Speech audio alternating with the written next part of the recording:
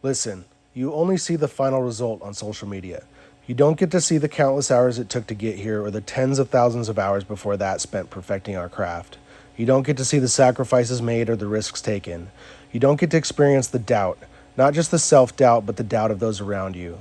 You don't get to experience the strength it took to draw boundaries with those people you cared about because they couldn't understand your drive.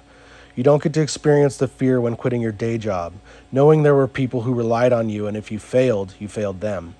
You don't get to see the sleepless nights worrying about how you are going to keep moving forward when everything seems stacked against you.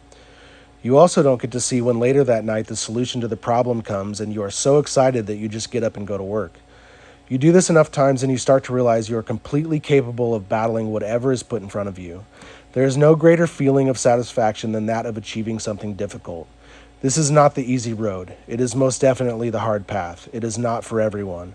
But if you believe this is your path, then just keep pushing forward. The money will eventually come, and one day you will realize that you are exactly where you used to dream of being. You have become part of a very elite group that didn't fit in the box society wanted you to, and you and the world are better for it.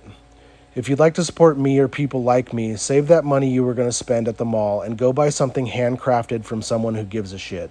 Linder, signing out.